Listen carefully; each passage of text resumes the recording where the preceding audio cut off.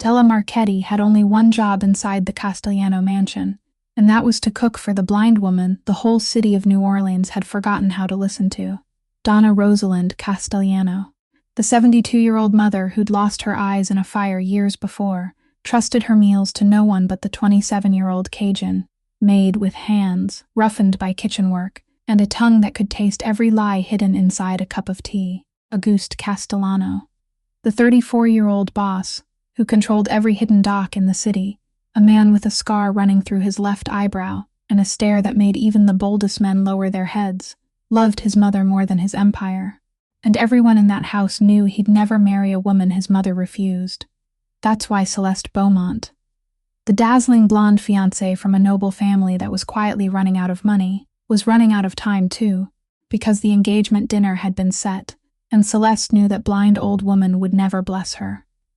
The night before the dinner, in a dark kitchen lit only by the glow of the oven against the old brick walls, Celeste backed Della into a corner and whispered the cruelest threats she could find. Certain the darkness would hide her, certain a poor little maid would never dare to speak. What she didn't know was that the kitchen intercom, the security line wired straight up to Auguste's study, was open, and the boss was hearing every single word. What Celeste said in that dark kitchen that night, and what Auguste heard on the other end of that line, would change all three of their lives forever. If you believe that the people this world looks down on, the blind, the voiceless servants, can still turn the whole game of power upside down, then drop a like on this video, share it with someone who needs reminding that the truth always finds a way to speak, and subscribe to the channel so you never miss our next story. Before Della Marchetti ever knew the smell of camphor in the cold hallways of the Castellano mansion, she had known the warm mud scent of the Louisiana swamps, where she was born in a small wooden house built on posts half sunk beneath the water. Her mother, a Cajun woman whose hands always carried the smell of garlic and bay leaves, used to say that poor people did not have much to pass down to their children, except two things: dignity and the ability to turn the cheapest ingredients into a meal that made people close their eyes while tasting it. Della grew up in that kitchen, sitting on a wobbly stool beside the stove, learning how to tell when a pot of fish stew needed another pinch of salt, and when it only needed more time. Her mother never measured with cups or spoons. She measured with her nose and the tip of her tongue, and she taught her daughter to do the same, tying a strip of cloth over her eyes, lifting tiny spoonfuls to her lips, and asking, "What do you taste, my girl? What is there behind the salt?" At first Della tasted only salt, but little by little, like a child learning to read, she began to see an entire world hidden behind the first layer of flavor, the faint sweetness of onions fried just long enough, the quiet sourness of tomatoes not fully ripe, even the slight bitterness of a bay leaf left too long in the pot. She learned that every dish had its own truth and its own lie, that people could add sugar to hide something gone bad, could scatter more pepper to distract a lazy tongue, but could never deceive a tongue that had been taught to listen. That was the gift her mother left behind, a sense of smell and taste so sharp it was almost a curse, because once you learned to taste truth in food, you also began to taste falsehood in things that were not food at all. The storm season when Della was 16 swept away both her father and mother in a single night, as the water rose faster than anyone could have imagined. The next morning, people found the girl curled up on the roof, tightly clutching her mother's recipe notebook to her chest, the only thing she managed to save from the flood. That notebook had a worn leather cover, yellowed pages curled by damp air, edges speckled with grease stains from decades of cooking, and inside were her mother's slanting lines of handwriting, recording not only recipes but little messages tucked between them. Words like "season with your heart before you season with your hand," or "this dish is for the days when you feel you have nothing left." Della kept that notebook with her through all the years that followed the way people keep a bone fragment from their ancestors, carrying it through rented kitchens, temporary jobs, and nights spent sleeping wherever someone would let her stay, because to her, it was not a cookbook. It was all that remained of a home the water had carried away, the only proof that she had once been loved, once been taught with patience by a woman who had covered her eyes so she could learn to see the world with her tongue. Many years later, standing in the luxurious kitchen of the Castellano family, surrounded by shining copper pots and racks of spices imported from all over the world, Della still kept that old notebook in the drawer closest to the stove, and sometimes, while stirring a pot of stock, she would rest her hand on its worn leather cover as though touching her mother's hand, reminding herself that no matter where fate had brought her, even into the house of the most powerful people in the city, what gave her worth was not the place where she stood, but the tongue that could taste truth, a gift carefully passed down by a poor woman from the swamps, a gift that would one day become the sharpest weapon in a house filled with lies, seasoned so skillfully that no one could recognize them. But the recipe notebook was not the only thing Della saved from the flood that year, because 2 years after her parents passed away, when she had just turned 18 and was struggling as a kitchen helper at a small eatery in the French Quarter, her younger sister Émile came into her life under circumstances that every distant relative in the family treated as a burden no one wanted to take on. Émile was her parents' late-born child whom they had left behind, a baby born with mild cerebral palsy that made her legs weaker than other children's and gave her steps a slightly unsteady sway, like someone feeling her way across the surface of water. But anyone who thought Émile was a pitiable child had never looked into her eyes that always sparkled, as though she had just discovered some wonderful secret the rest of the world did not yet know. Émile loved color the way Della loved flavor. The child could sit for hours on the floor with an old box of crayons and scraps of paper she had gathered, drawing purple alligators, orange cypress trees, skies full of stars no real sky would ever dare dream of, then look up and ask in her slightly tangled voice, "Della, do you think this fish knows how to sing?" And Della would always answer, "Of course it does. It sings better than anything else in this swamp." When people told her that raising a child like Émile would bind her for life, that it would be better to send the girl to a state facility where someone could care for her, Della only looked at the drawing the child had just made and understood that she could never hand this little girl over to a place where people would see her as a case instead of a tiny artist painting skies no one had ever seen. It was during those years of raising Émile on the meager wages of a kitchen helper that an opportunity came to Della, in the most beautiful form life had ever offered her. A full scholarship to a prestigious culinary academy in another city, and with it Royce, the talented and gentle young chef who had fallen in love with her from the days they stood together beside the stove, the first man who saw her sensitive tongue as a gift, rather than a strangeness. Royce spoke to her of a future where the two of them would open a small restaurant together, where she would be the head chef and he would take care of the rest, a future with fragrance, warm lights, and laughter. And for one brief moment, Della allowed herself to believe that perhaps she too deserved happiness like anyone else. But that dream came with a condition Royce's family laid down coldly, that Émile had to be placed in a care facility, because according to his mother, a young woman could not pursue a career while dragging along a disabled child who was not even her own, that such a burden would drown them both.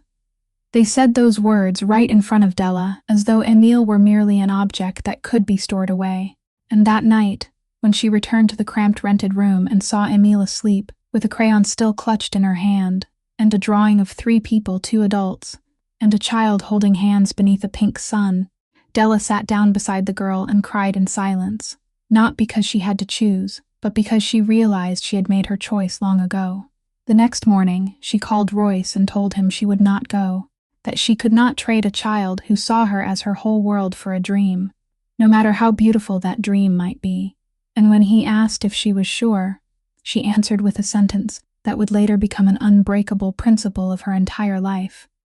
that no love was worth having if it required her to abandon this little sister, that people could take everything from her, but she would never hand over the most precious thing she had left with her own hands. Royce was silent for a long time on the other end of the line, and then he let her go. His family won, the dream shattered, and Della stayed behind with a 9-year-old child who loved to draw and an old recipe notebook, poorer than ever but steadier than ever too, because she had come to understand something many wealthy people never understand in their whole lives, that sometimes what defines a person is not what we achieve, but what we refuse to let go. A few months passed from the morning Della let go of her dream, a time in which she continued to struggle through kitchens to raise Émile, and then the name Castellano came to her not as an opportunity, but as a frightening rumor whispered among the chefs of the city, because everyone knew who that family was, and everyone knew that the 3 previous cooks had each left that mansion within only half a year. The steward, an older woman named Margot, with a stern face and eyes that missed nothing, told Della plainly during the interview that this work was not for the faint of heart, that the mistress of the house was difficult to the point of cruelty, that the first cook had left because he could not bear the silence, the second because he could not understand what she wanted, and the third because she had burst into sobs and run away after only 1 week without ever saying why. Della asked only one question in return,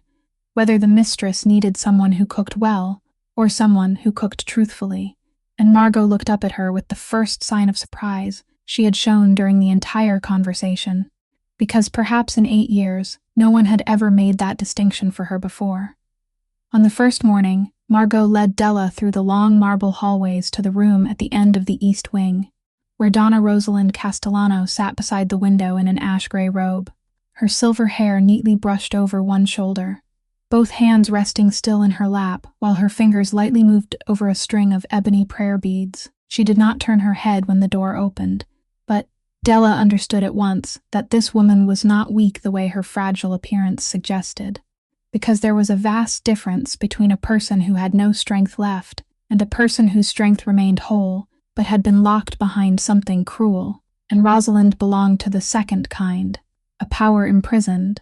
not a weakness surrendered. Margot placed a tea tray before Della and said that her first task was very simple. She only needed to make a cup of tea, but Della understood immediately that nothing in this house was simple at all, and instead of brewing in haste, she stood still for a moment, breathing in the faint fragrances rising from the tins on the shelf, then chose a gentle chamomile, blended with a little honey and a thin slice of ginger, the kind her mother used to brew on mornings when the body needed to be comforted more than awakened.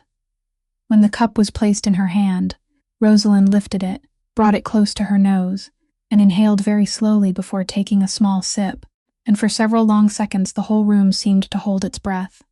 Then her thin hand rose and tapped twice against the wooden arm of the chair, a dry but unmistakable sound, and Margot quietly breathed out and said that meant she was pleased, something the 3 before Della had never managed. But Della did not stop there, because in those first weeks she began learning a language the whole house had forgotten how to hear, a language without sound, made only of gestures. She learned that 2 taps on the arm of the chair meant satisfaction, and 1 slow tap meant no.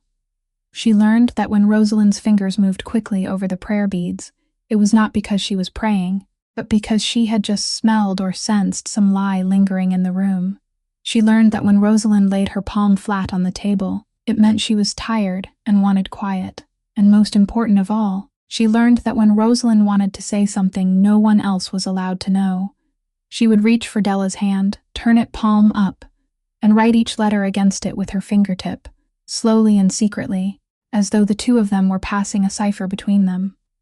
Della gradually understood that this blind woman saw the world more clearly than most sighted people in the house, because she was not deceived by smiles or fine clothing. She read people through the things they could not disguise,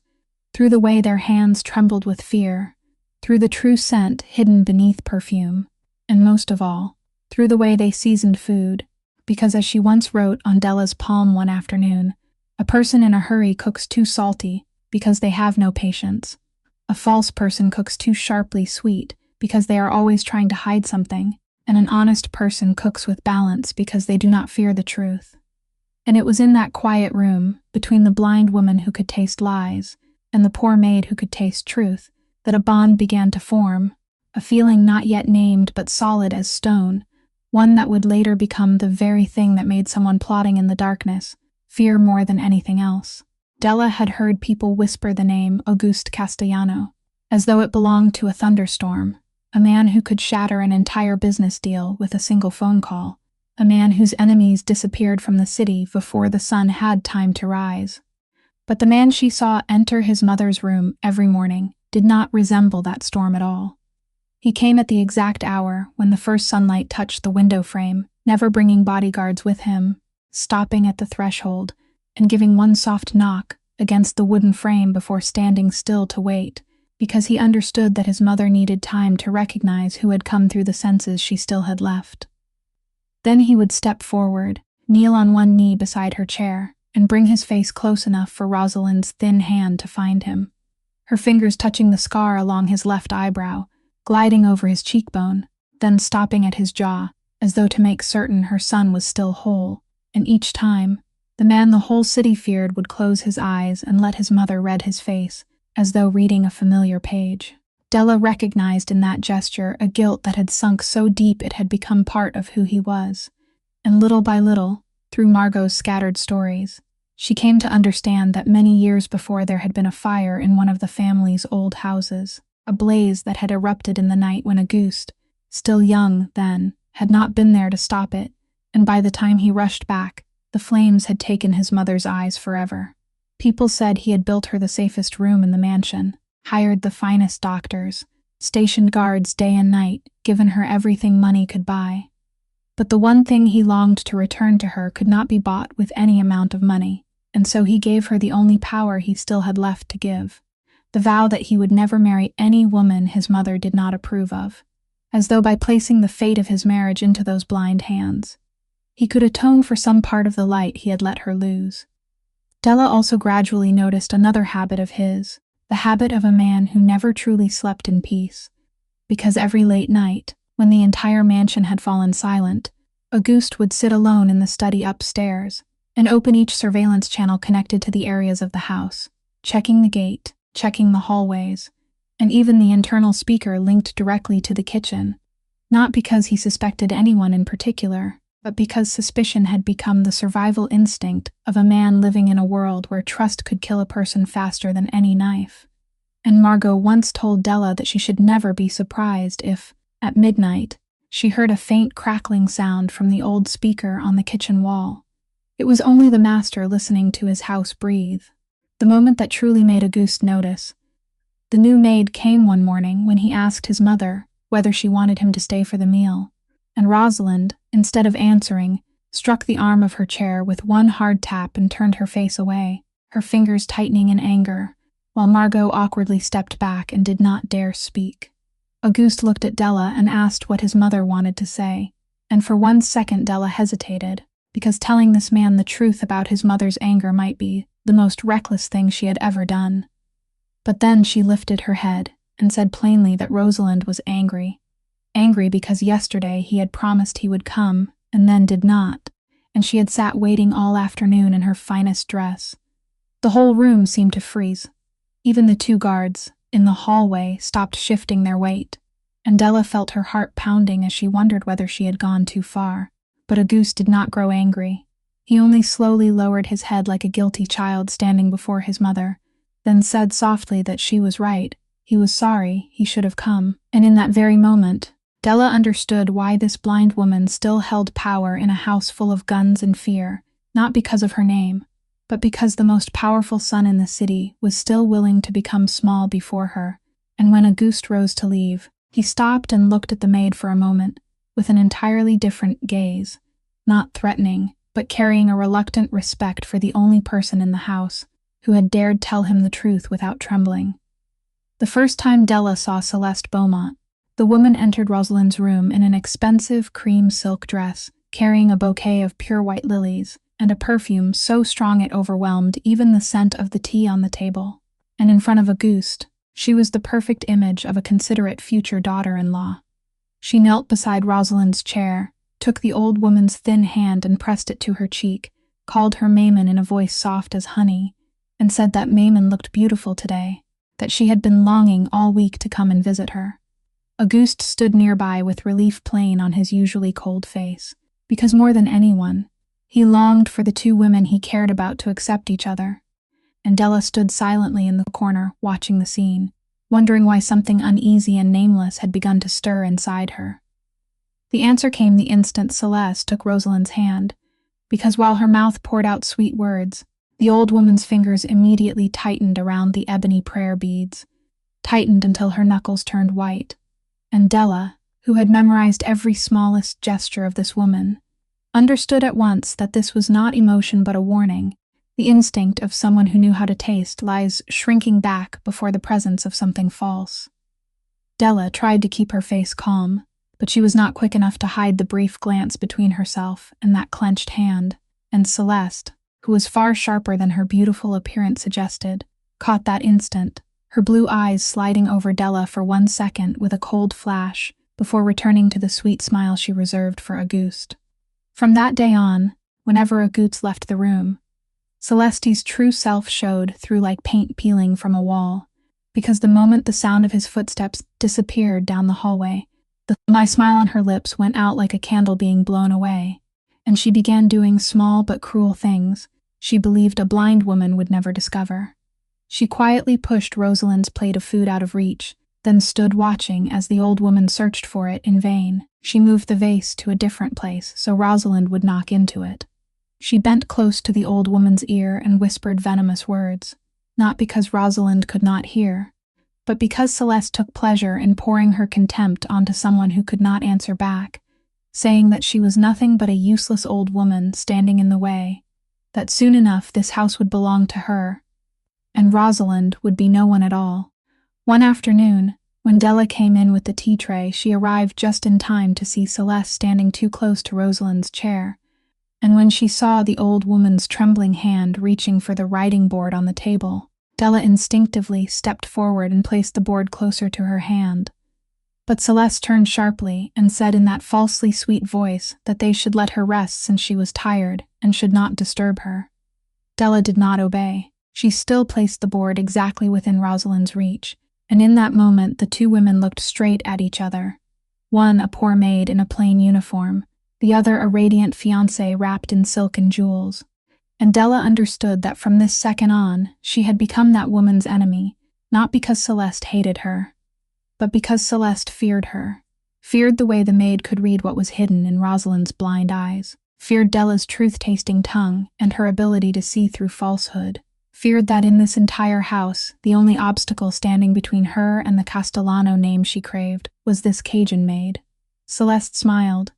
but there was not a trace of warmth in that smile, and as she brushed past Della on her way to the door, she stopped long enough to murmur a sentence only the two of them could hear, saying that Della was rather loyal for someone who was only paid to be here, and Della stood still and gave no answer. But inside her, something had begun to harden, because she had faced people before who wanted to take away what was most precious to her, and she knew very well the look of someone preparing to strike.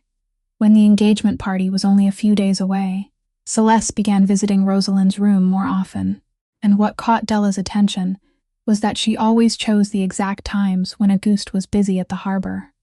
She began personally bringing tea to the old woman with a false show of tenderness, telling Margot that she wanted to grow closer to her future mother-in-law, that she wanted to care for her herself, like a true daughter-in-law. Margot did not think much of it, and even seemed pleased that the fiancé had finally shown some concern for the mistress of the house. But Della felt that something was wrong, because someone who had once pushed a plate of food beyond a blind woman's reach for amusement could not suddenly become that gentle, unless there was some hidden calculation behind it. That afternoon, after Celeste left and abandoned a still warm cup of tea she had already brewed on the table beside Rosalind's chair, Della came in to tidy up, and by a habit rooted deep in her blood, she bent down and brought the cup close to her nose to take in the fragrance, and at once a cold feeling ran down her spine. Beneath the familiar scent of jasmine, beneath the sweetness of the honey Celeste had added to hide it, there was something that did not belong in this cup of tea, a faint, bitter aftertaste, nearly invisible, the taste of some strange medicine that an ordinary tongue would never have noticed. But Della's tongue, the tongue a woman from the swamps, had carefully trained to taste every truth hidden behind the first layer, could not possibly miss. She dipped the tip of her finger in and tasted it once more to make certain she was not mistaken, and her heart began to pound when she recognized the flavor of some kind of sedative carefully dissolved inside, something that would make the drinker drowsy, exhausted, slow in both thought and reaction, something calculated to numb the very woman who could see through every lie with the senses she had left. For one moment, Della stood frozen in the room, her mind spinning between fear and outrage, because she understood that if she allowed Rosalind to drink this tea, The old woman would sink into a dazed state where she could no longer protect herself, and she also understood that if she made a scene now, poured the tea away and cried out for everyone,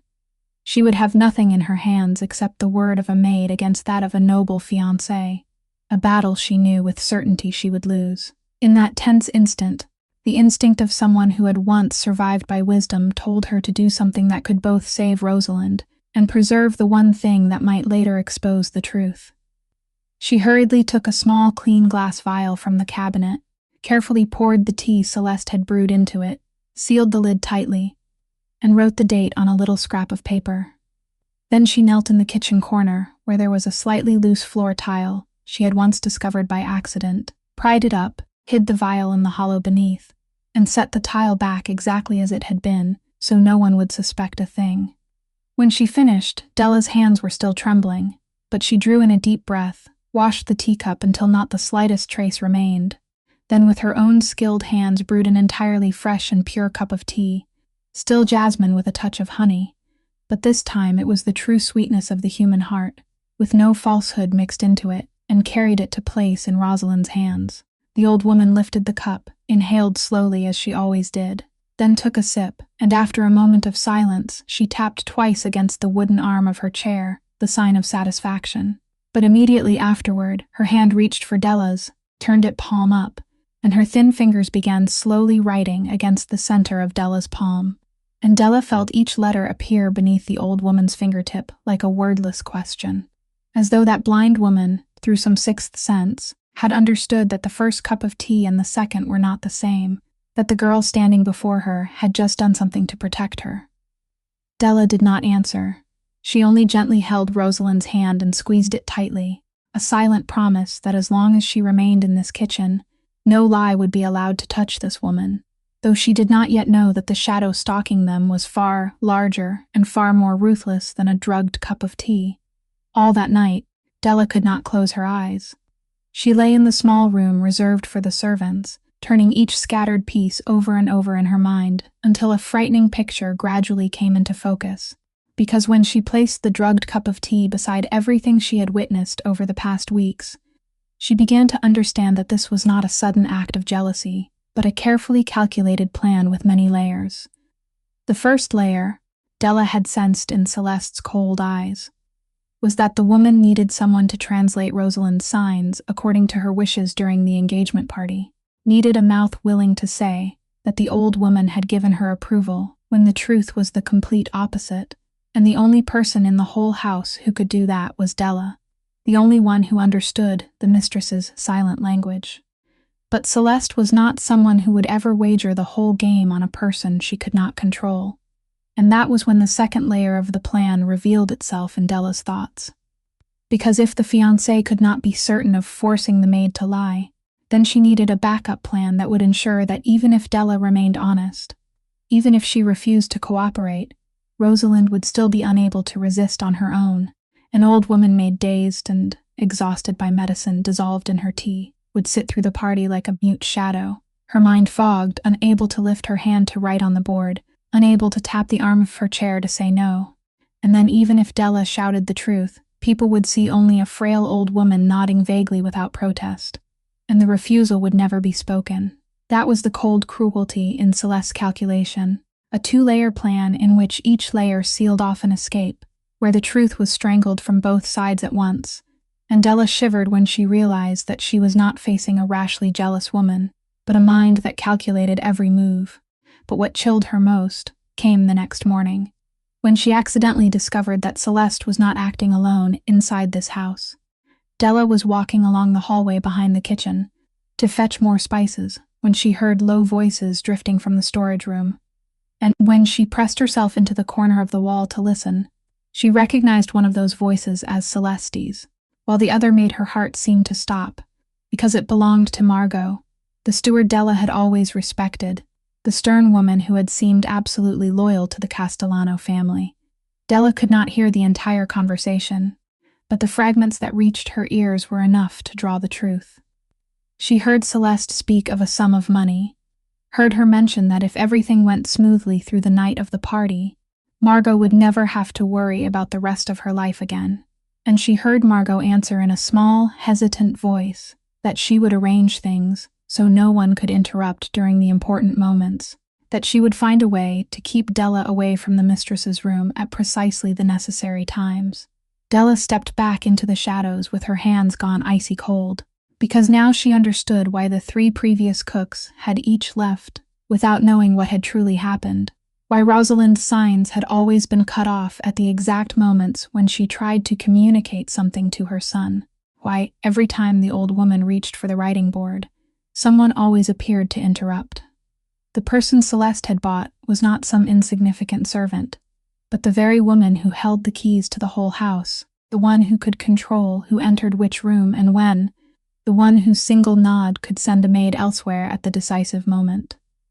Della leaned back against the cold wall and closed her eyes, and for the first time since setting foot in this mansion, she truly felt solitude closing around her, because she realized that her enemy was not standing alone in the light, but had already rooted itself deep inside the heart of the house, and the battle she was about to enter was no longer about a cup of tea, but about her having to stand against an entire web of lies spun beneath the very roof where she stood. On the night before the engagement party, when the whole mansion had fallen into silence, and the other servants had withdrawn to their rooms, Della lingered in the kitchen to prepare ingredients for the following day. And it was in that late hour, when the main lights had been turned off, and only the red glow from the oven cast wavering streaks of light across the old brick walls, that Celeste entered without a sound, closed the door behind her, and stood blocking the exit. She was no longer dressed in silk, nor did she wear a smile. In the dim firelight, her face held a hard, cold look Della had never seen before, and with a few slow steps, she came closer, cornering Della in the part of the kitchen where the copper pots hung overhead, close enough for Della to smell the familiar heavy perfume, mingled with something else, the scent of threat. Celeste began in a voice so soft it was chilling, saying that she knew Della was not a fool, that she had watched long enough to understand this maid held a kind of power no one else in the house possessed, the ability to tell Auguste what his mother wanted, and tomorrow, during the party, when Auguste knelt and asked his mother whether she blessed the marriage, Della would be the one who had to open her mouth and say that Rosalind had agreed. Della tried to keep her voice steady and answered that she could not say what Rosalind did not wish to say, that she was only the messenger, not someone who invented things, but Celeste only let out a cold little laugh and leaned closer, and the next words from her mouth made the blood in Della's body seem to freeze. She said she had looked very carefully into this poor maid, that she knew about the little sister studying and being cared for at a rehabilitation center, thanks to a special support placement and charitable funding, and that even though her Beaumont family was declining, it still had enough connections among the powerful to make a few phone calls and have that placement cut off, have those grants withdrawn, have the girl pushed out of the place where she was being properly cared for, and sent into some shabby facility where no one would bother caring about the pictures she drew. Della stood frozen, her whole body turned to stone. Because of all the things Celeste could have used to threaten her, this woman had chosen the one thing that could break her, Emil's future, the warm place Della had traded an entire dream and a love for, everything she had scraped and built through 8 long years. Celeste saw the terror appear in Della's eyes and knew she had struck the vital place, so she lowered her voice even further, almost to a whisper, saying that everything was very simple, that Della only had to obediently say one sentence during the party, and the girl's life would remain peaceful as before. But if she dared disobey or dared breathe a word to anyone, Celeste would not hesitate to turn that child's future to ash, and no one would believe a maid's word against someone bearing the Beaumont name. Della wanted to scream, wanted to fight back, but her throat felt as though it had been squeezed shut, and she could only stand there in the dark, with her hands clenched into fists, trembling between absolute fear and the fury boiling in her chest, helpless before a force she believed she could never resist. What Celeste did not know at all, what even Della in her panic failed to notice, was that on the kitchen wall behind the copper pots, the old internal speaker was glowing with a tiny red light, because like every other late night, in his study upstairs, Auguste Castellano was sitting alone, quietly opening each surveillance channel in his house, and the line connected directly to the kitchen was live, carrying to his ears every word, every syllable, of the venomous threat the woman he was about to marry was pouring down on the poor maid in the darkness. Upstairs, the hand of the man the whole city feared tightened around the edge of the wooden desk until his knuckles turned white, and his face in the cold light of the room was no longer the face of a future husband, but the face of a son who had just heard someone planning to harm his mother, and of a man who had just realized that the most dangerous traitor is always the one he has invited to sleep beneath his own roof. In the study upstairs, Auguste sat motionless for a very long time after Celeste's voice faded and the internal speaker carried up only the faint sounds of the kitchen at night. And anyone familiar with the rumors about the Castellano kingpin would surely have imagined that his rage would erupt like fire, that he would storm down the stairs, break open the door, and unleash his fury, because that was what the world believed about men like him. But the truth was the complete opposite, because Auguste's true anger was never loud. It was cold and silent like the deepest water of a river, and the more dangerous it became, the stiller it grew. And in that moment, the one thing filling his mind was not the betrayal of the woman he was about to marry, but the image of a little child he had never met, a child being cared for somewhere out there, a child who had just been turned into a card to threaten the only person in the house who dared tell him the truth. Auguste had lived long enough in a world where people used the weakest things in a person's life to break their will, and he despised that more than anything. So the first thing he did was not think of Celeste, but pick up the phone and call a man he trusted absolutely, a quiet man named Theron, who handled matters that required discretion for him. And in a low, clear voice, he ordered that before the night ended, Theron was to find out about a rehabilitation center where a child was studying through a special support placement. Quietly make certain that the girl's placement and every source of funding around her were fully protected. That if any call from the Beaumont family attempted to interfere, it was to be blocked at once, and most importantly, that all of it had to be done in silence so no one, not even the maid, would know an invisible hand was shielding them. Theron did not ask why, he never did, and within a few hours quiet calls had been made, relationships had been activated, and the small placement of a little girl, who loved to draw in a corner of this city, had been wrapped in a shield neither the child nor her sister knew anything about. A shield raised not to demand gratitude, but simply because that powerful man could not bear the thought that someone had dared use a child's future as a weapon. When the protection had been arranged, Auguste turned to the second part of the matter, and here the cold calculation of a man who had built an entire empire from the shadows appeared with perfect clarity, because he understood that if he acted too quickly, if he went downstairs and exposed Celeste that very night, he would have nothing in his hands except words overheard through the speaker, something that clever woman could deny completely, something she could twist into tears and accusations thrown back at the maid. He needed more than that. He needed to know the whole network. He needed to know whom Celeste had planted inside his house. He needed to know how deep the betrayal had gone. And so he decided to do the hardest thing for a man accustomed to commanding and controlling. He would wait and watch in silence. He would say nothing to Della, not because he did not trust her, but because he wanted to see with his own eyes what this maid would do when pushed to the edge, whether she would choose the easier path of bowing her head and yielding to save her sister, or whether she would search for another way. And something in the way she had stood straight and spoken the truth about his mother's anger that day made him believe this woman was not the kind who collapsed easily. All that night Auguste did not sleep. He sat beside the window, looking down at his city glittering with lights, a city where he controlled every harbor and every street, yet could not control the lies that had crept all the way into the kitchen of his own home. And for the first time in many years, he felt a strange emotion toward an employee, not pity, but a quiet respect slowly growing inside him, respect for the woman who was carrying her fear alone in the darkness, without knowing that from this moment on, she was no longer alone. That night, Della returned to her small room and could not sleep, and in the darkness, she came face to face with the weakest part of herself, the part she would never be proud of later, but would never deny either, because for one very real and very long moment, she thought about bowing her head and obeying Celeste. The thought slipped into her mind with a voice so sweet and reasonable it was frightening. It whispered that it would only take one lie, only standing there during the party and saying the old woman had given her blessing, and Emile would be safe. The girl would still be able to draw her purple skies in that warm room. And after all, Rosalind was a stranger to Della, while Emile was the only blood she had left in this world, the child she had sworn to protect at any cost.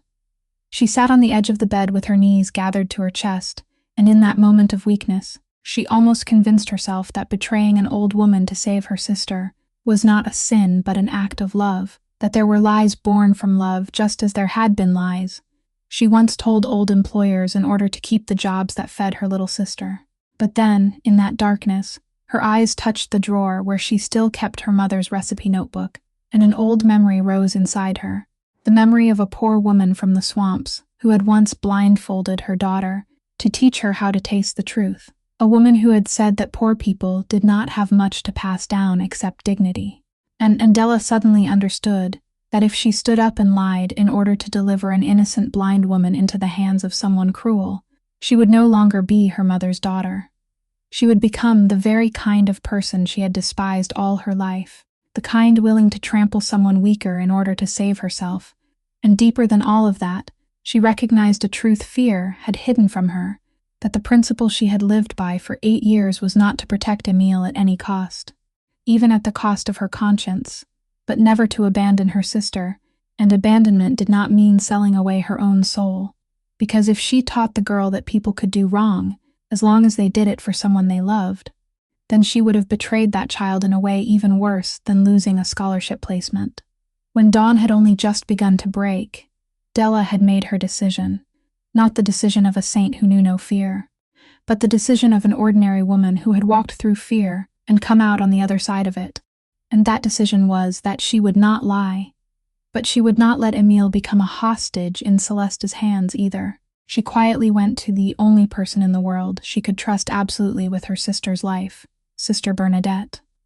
The elderly nun who had run the rehabilitation center for decades, a woman with silver hair hidden beneath a white veil and gentle eyes as hard as steel, a woman who loved Emile as though the girl were her own grandchild.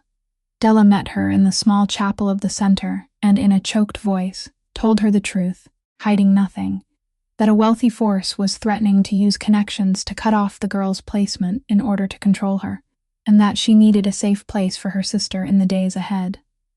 Sister Bernadette listened in silence, then laid her wrinkled hand over Della's, and said in a firm voice that no powerful person would touch a child under God's protection, that she had longtime friends who ran a diocesan facility in another town far from the city, a peaceful place beside a small river where Emile could continue learning to draw beyond the reach of any dark hand. That very day, quietly and discreetly,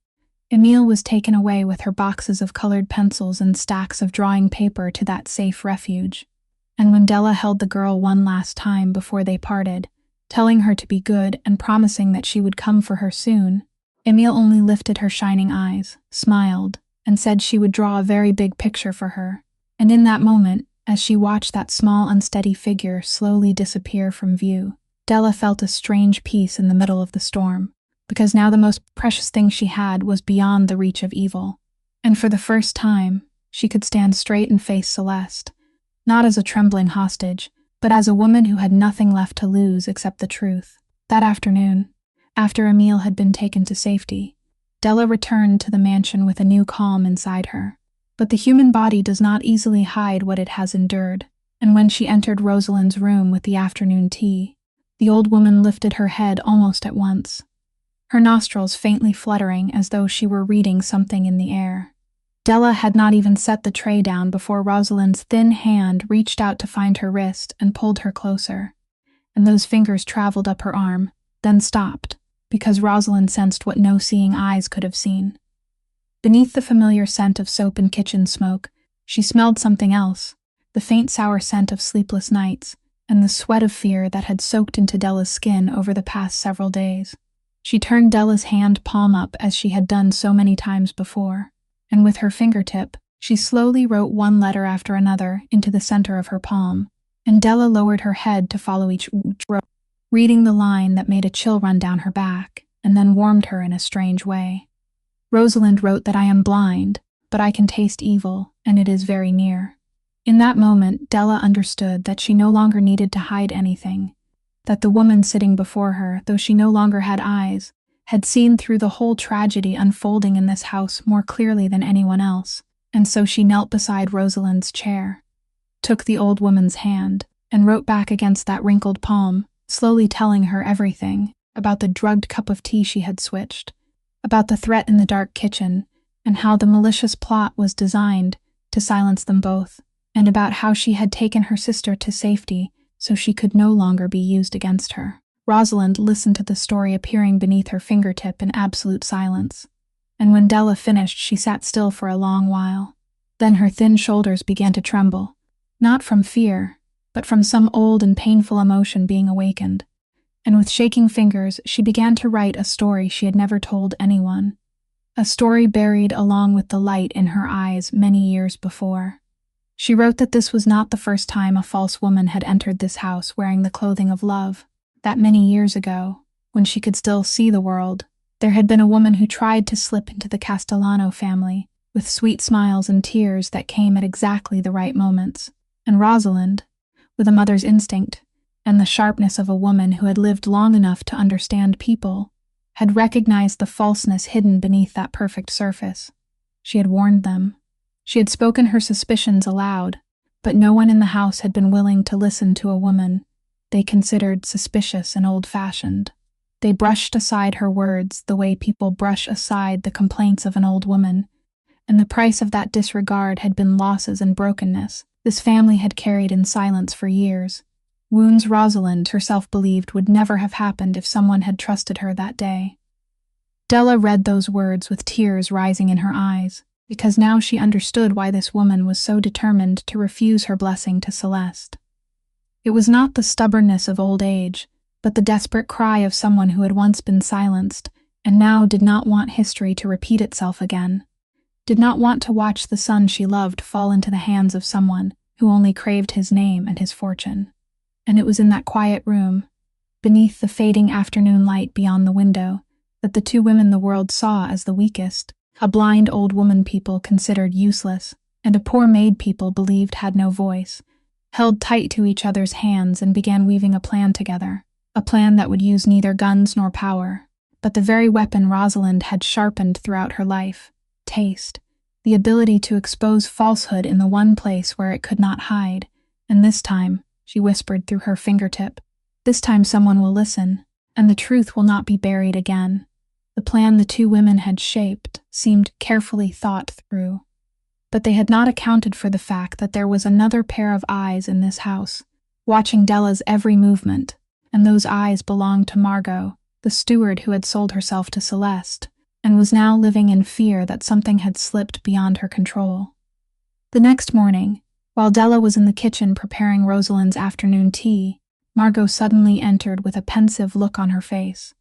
and instead of going straight to the matter at hand as she usually did, she lingered around the stove, her sharp eyes sweeping over every corner, and then that gaze stopped at the rack of tea jars, where she seemed to have noticed something unusual, because the amount of tea in one jar had gone down in a way that did not match what should have been there if every cup of tea over the past few days had been prepared exactly according to Celeste's method. Margot picked up the jar, gave it a light shake, narrowed her eyes, then turned to Della and began questioning her in a cold voice full of suspicion, asking who had been making the mistress's tea lately, whether she had changed anything in the way it was brewed, why the tea was disappearing so quickly when the mistress had always drunk very little. Della's heart pounded in her chest, because she understood that one clumsy answer would be enough to bring the whole plan crashing down, that Celeste would learn the drugged tea had been switched, and then not only would the precious evidence hidden under the kitchen floor be at risk of exposure, but Rosalind's life itself would be threatened by another scheme, one even more tightly sealed. But Della had not survived 8 years struggling through harsh kitchens without learning how to keep her face calm, even when everything inside her was raging, and she looked up and answered in a voice so composed, it surprised even herself, saying that yes, she had been making more tea, because the mistress had been thirstier these past few days in the dry weather. that she had also used a little of the tea to prepare an herbal steam for her before sleep according to the doctor's instructions, and she said it so naturally that it sounded like the most obvious thing in the world. Margot stared at her for a long while, her examining eyes seeming to try to pierce through the girl's calm exterior and find a crack underneath, and, during those endless seconds, Della felt as though the whole kitchen were holding its breath with her. But then she deliberately stepped forward, poured a fresh cup of hot tea, and handed it to Margot, inviting her to taste whether it was the same flavor as usual, a bold move that struck directly at the other woman's confidence. And after a moment of hesitation, Margot took the cup and sipped it. Because that cup of tea was completely pure, without the slightest suspicious trace, she finally set the jar down and left, still doubtful, but unable to find any excuse to challenge her. Della leaned against the edge of the kitchen table after the door closed, her legs nearly giving way from the tension, but she knew she had just escaped by a hair's breadth, and she also understood one cold truth, that from this moment on, time was no longer on her side. Margot had grown suspicious, and once someone became suspicious, they would never stop probing. One more day might be enough for her to find the loose tile where the vial of evidence was hidden, or she might report back to Celeste so the two of them could tighten the net together, and then everything Della and Rosalind had worked for would come to nothing. That very afternoon, when only the two of them remained in the room, Della hurriedly wrote the news of Margot's suspicion into Rosalind's palm, and the old woman immediately understood the thing neither of them wanted to face, that they could no longer wait for a perfect opportunity, that the plan to expose Celeste would have to be carried out during the engagement party, the following night, even though everything was not truly ready, because if they hesitated even one more day, the enemy would have time to seal every way out. Rosalind tapped once, sharply and decisively, against the arm of her chair, a sign of determination, then wrote a short line into Della's hand, firm as an oath, that tomorrow, in front of everyone, the truth would have to speak. That evening, after Della had just left Rosalind's room and was walking down the dark hallway toward the servants' staircase, a deep voice sounded from the threshold of the study and made her stop short in surprise. It was Auguste's voice, inviting her in to speak, and her heart immediately began to pound, because in all the time she had worked here, she had never once been called into that private room. Auguste's study was a dark room with bookshelves that reached the ceiling, and the mingled scent of old leather and oak wood, and he stood beside the window with his jacket removed, his sleeves rolled up to reveal the raised veins along his forearms, his face in the faint yellow light, carrying not the usual sense of threat, but a heavy thoughtfulness. He did not speak in circles, and the first words he said made the ground seem to sink beneath Della's feet, because he told her that he had heard everything, every word, on the night Celeste cornered her in the dark kitchen, that the internal speaker on the kitchen wall had carried every syllable of that venomous threat up to this room. Della stood frozen, a flood of emotions rising inside her all at once, shame because she had hidden things from him, fear because she did not know how he would react, and shock at realizing that the secret she thought she had been forced to carry alone in solitude all this time had been known by someone else. But what truly stunned her was what Auguste said next. He told her that on that very night he had not simply sat still, that he had immediately sent people to quietly build a shield around Emile's placement and charitable support, ensuring that no matter how many phone calls the Beaumont family made, no hand would be able to touch the girl's future, and that he had done all of it in silence without letting Della know. Tears rose in Della's eyes when she understood that during all these past days, while she had been struggling alone in fear and loneliness, an invisible hand had been quietly protecting the most precious thing she had, and she blurted out the question of why he had not told her sooner so she would not have had to endure so many long nights of terror. Auguste was silent for a moment, then admitted plainly that he had chosen to watch, that he wanted to see with his own eyes what this maid would do when pushed to the edge, whether she would choose the easy path of bowing her head and lying to save herself, or whether she would search for another way. And he said that what she had done, her refusal to submit and her quiet decision to take her sister to safety instead of selling her conscience, had given him the answer he needed, had shown him a kind of courage money could not buy and power could not force. Then he revealed one more thing she had not known, that, during those quiet days of investigation, he had traced the entire network of lies inside his house, that he knew Celeste was not acting alone, and had already identified the traitor hiding beneath this roof, and his voice grew cold when he spoke of it. A heavy silence settled between them, and Della saw in the dark eyes of that powerful man a shadowed light, the light of someone used to solving every threat by making it vanish from this world forever. And in that very moment she did something few people would have dared to do before Auguste Castellano. She took one step forward and told him directly that she did not want that she needed justice, not for anyone to disappear, that if the only way to defeat evil was to become another kind of evil, then she would rather lose, and that her Emile had to grow up in a world where the truth was brought into the light, not buried in darkness. Auguste looked at her for a long time after those words, and something in his hard face softened, because in his entire life, a life built on fear and obedience, no one had ever dared stand before him and ask for mercy instead of revenge. No one had ever taught him that there was a strength greater even than power, and that strength was integrity. He gave a slight nod, a slow nod, like a reluctant promise, then said quietly that all right, they would do it her way. The truth would speak at tomorrow's party. And when Della stepped out of the study that night, she carried with her not only relief, but also a strange new feeling in her chest, the feeling that for the first time in many years, she no longer had to stand alone against the whole world. The following evening, the grand hall of the Castellano mansion blazed beneath the light of crystal chandeliers, the long rows of tables covered in spotless white cloth and set with silver dinnerware, and throughout the room ran the low murmur of the city's most powerful guests and relatives from both families.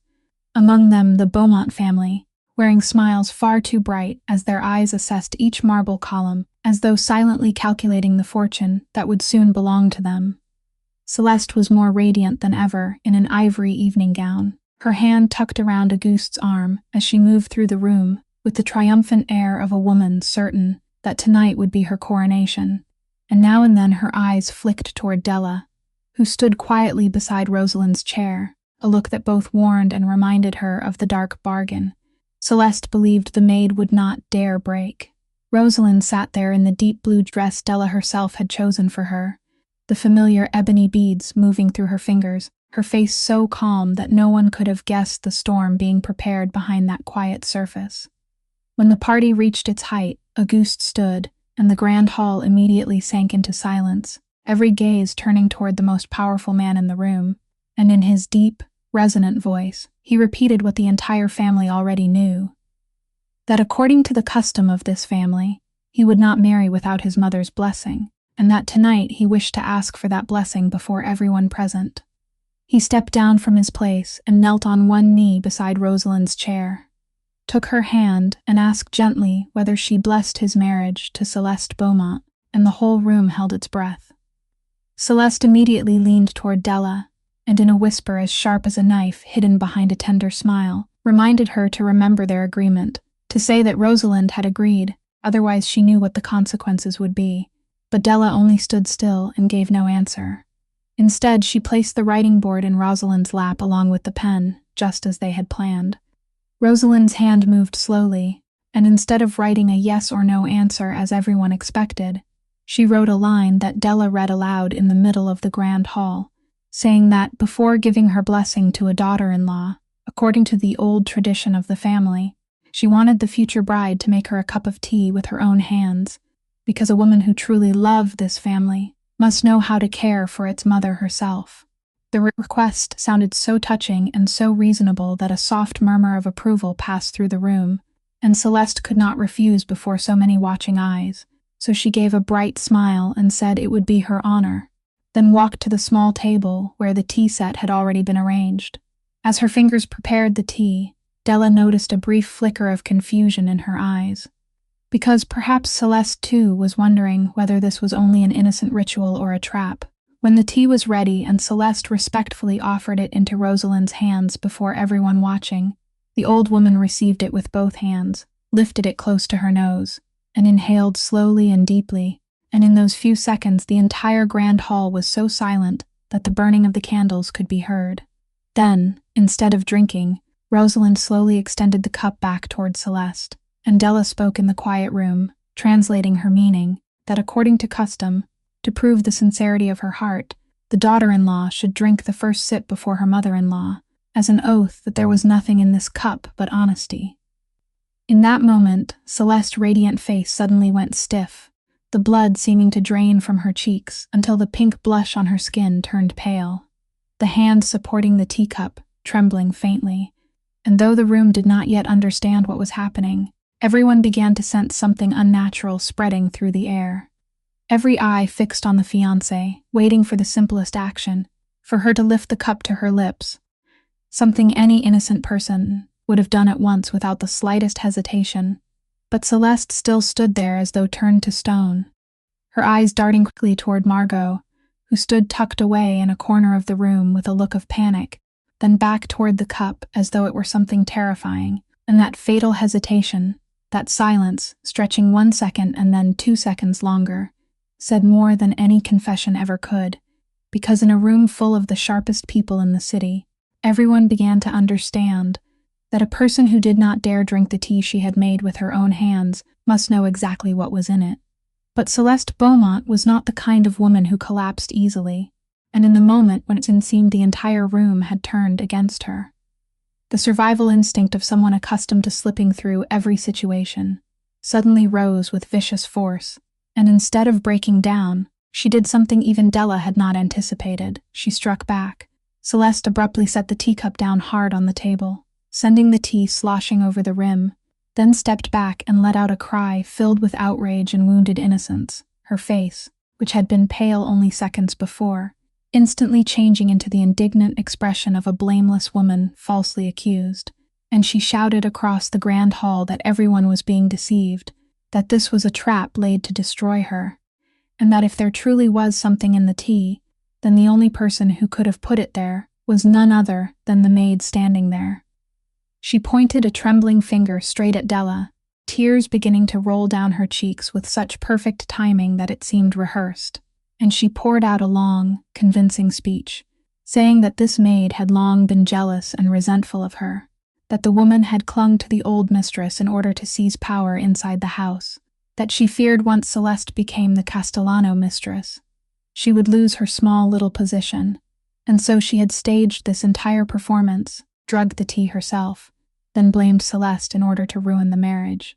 The accusation came out so smoothly and with such emotion that it began to sow doubt through the crowd, because the distinguished guests did not know Della. In their eyes, she was only a nameless servant in a plain uniform, while Celeste was the daughter of a respected family, her face soaked in pitiful tears, and on the unjust scales of this world, the word of the wealthy always weighs more than the word of the poor. But Celeste did not stop there. She had prepared another card to strengthen her lie, and she turned to call Margot by name, asking the steward who had served the Castellano family for many years to come forward and testify to her innocence. Margot stepped out from the corner of the room, with her face lowered, her hands clasped together, and after a moment of hesitation, she spoke in a trembling voice, saying that she had noticed the maid Della behaving suspiciously around the tea area lately, that she herself had once caught the girl secretly doing something with the mistress's tea jars, and that she believed Miss Celeste was telling the truth.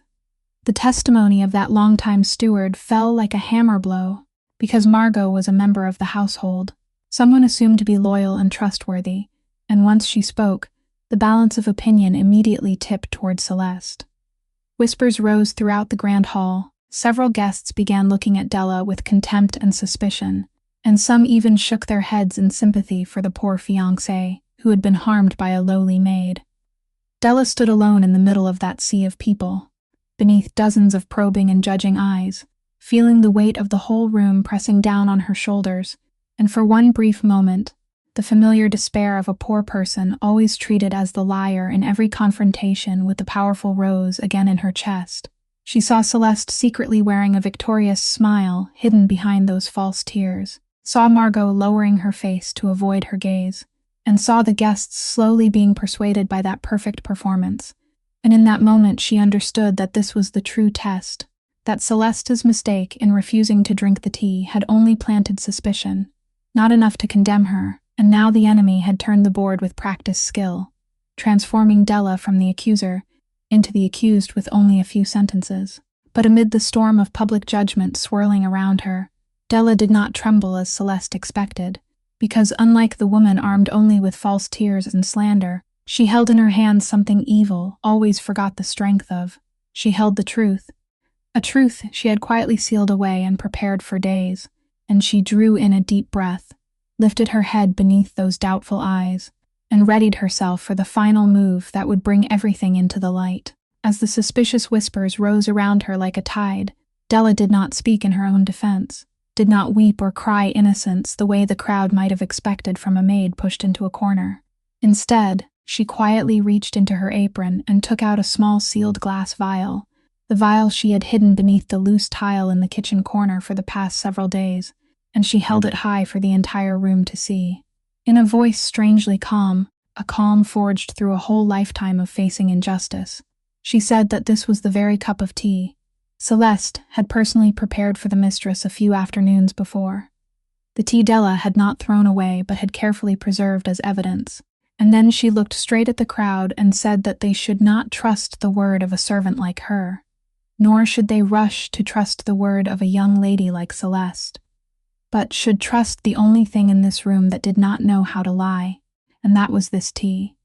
The grand hall fell silent before that composure, and Auguste, who had been watching every movement with an unreadable face, immediately signaled for one of his men to step forward and take the vial. He announced that in order to make everything clear that very night, he would ask a physician and a specialist, already present among the guests, to test the liquid before everyone there, a declaration that made Celeste's face change color once again.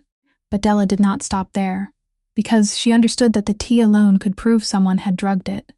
but not enough to name the mastermind, so she took out one more thing, a stack of papers Sister Bernadette had given her, copies of the threatening messages sent to the rehabilitation center, demanding that a child's placement and charitable funding be cut off, along with clear traces of contact leading back to the Beaumont family, and she read aloud for everyone to hear that these dark pressures had been used to threaten her into lying tonight. Then she slowly turned toward Margot, who stood frozen in the corner of the room, and in a clear voice, she exposed that the longtime steward everyone had trusted had been bought by Celeste, that Della herself had accidentally overheard the exchange between the two women about a sum of money in return for making sure the scheme went smoothly. And under the weight of that accusation and all the eyes turning toward her, Margot began to tremble, her lips moving helplessly before she finally burst into tears, sank down, and confessed everything, that she had been wrong, that because of greed and the fear of old age with no one to rely on, she had sold her conscience, and that sobbing confession from the accomplice herself struck the final blow that shattered every excuse Celeste had made. When the physician, after a brief examination, confirmed that the tea sample did indeed contain traces of a sedative, the entire grand hall erupted in gasps of astonishment and outrage, and Celeste, stripped of her final mask, had no false tears left that could save her. She slowly backed away, her face distorted with panic and hatred, the radiant beauty from moments before now reduced to the ugliness of someone whose true nature had just been laid bare. Auguste stepped forward and stood before her, and in a voice as cold as ice yet utterly without violence, he announced before all the guests that the engagement was ended from this very moment, that all evidence of the poisoning plot and the threats would be turned over to the proper authorities for the law to judge, and that from this night onward, the Beaumont name would have no place left among decent people, a punishment by justice, an honor heavier than any act of revenge. He slowly removed the engagement ring from Celeste's hand, a gesture deliberate and final, carrying the meaning of an ending that could never be undone, then signaled for his people to escort her and her accomplice out of the house. As Celeste was led past her, she threw Della a look filled with venom, and at that very moment, Della, the poor maid, who had once been cornered in a dark kitchen in fear, took one step forward and spoke to her in a steady voice that rang throughout the grand hall, saying that she had thought darkness could hide her, had thought a blind woman could not see and a poor woman would not dare speak, but she had been wrong. She had been wrong about all of us. Several months after that fateful night, the Castellano mansion had changed in ways no one could have expected, because after the truth was brought into the light, Something inside the heart of the most powerful man in the city had softened too, and from the old wounds of this family, something beautiful began to take root. Rosalind, the blind woman once considered useless by the whole world and seen by a cruel soul as an obstacle to be removed, had opened a place with her son called Maison Rosalind, a community kitchen on a warm corner street in New Orleans, where blind people, disabled people, and poor people who had once been turned away by society were welcomed in to learn to cook, to work, and to recover their own dignity. And the person in charge of that kitchen, the chef chosen by Rosalind herself, was none other than Della, the poor Cajun maid from years before, who no longer cooked for only one woman in a closed room, but for an entire community, teaching trembling hands and eyes that could no longer see how to feel the world through flavor, exactly as her mother had once taught her in that small kitchen in the swamps. Emile had been brought home from her safe refuge, still cheerful and sparkling as ever, her legs still unsteady, but her steps filled with confidence in a world that had finally become safe, and with her gift for art, she painted the walls of Maison Rosalind with purple alligators, orange cypress trees, and brilliant skies filled with stars, turning the community kitchen into a place where anyone who stepped inside had to smile. On opening day, amid the fragrance of simmering soup pots and the lively sound of laughter and conversation, Rosalind asked Della to lead her to the table where her mother's old recipe notebook had been placed with honor. The worn leather notebook that had followed Della through every rise and fall since that storm season long ago, and the old woman laid her wrinkled hand upon it as though placing her palm on a treasure. Then, with those familiar fingers, she wrote into Della's palm a line the young woman would remember for the rest of her life. That family is not blood, but the person who cooks for you with truth when the whole world feeds you lies. Della read those words through blurred eyes, because she understood that this blind woman had become family to her and Emile in the most sacred way, not through blood, but through the truth and trust they had given each other in their darkest days. As for Auguste, the man who had once made the whole city afraid now often came to Maison Rosalind not as a kingpin, but as a son visiting his mother, and as a man quietly watching the woman who had taught him that there was a strength greater than power, and that strength was integrity and mercy. Between him and Della, a gentle feeling had begun to grow, not yet hurried into a name, a tenderness and understanding nurtured from the trials they had endured together, a soft promise left open to the future that neither of them wished to rush, because Della now stood firmly on her own feet, redeemed not by a marriage to a powerful man, but by her own courage, dignity, and gifted hands. Della's story leaves us with a profound lesson that a person's dignity does not lie in wealth or status, but in choosing to stand on the side of truth even when fear is at its strongest, that those the world looks down upon, the blind who cannot see the road, the servant who is given no voice, or the child dismissed as weak, all carry within themselves a quiet strength that kindness and courage can awaken, and that in a world filled with lies, seasoned so skillfully, honesty and integrity will always be the strongest weapon, the light that never goes out even in the darkest kitchens. If the story of Della, of Lady Rosalind, and of the power of truth has touched your heart, please subscribe to our channel, press the like button, and share this video so you can listen to many more meaningful and captivating stories every day. We would love to know how you feel about this story, so please leave a comment sharing the feelings from deep within your heart so that together we can spread good and beautiful values. Thank you for listening until the very last moment. May everyone watching this video always have very good health, a joyful life, peace and calm every day. Goodbye, and we'll see you again in the next stories.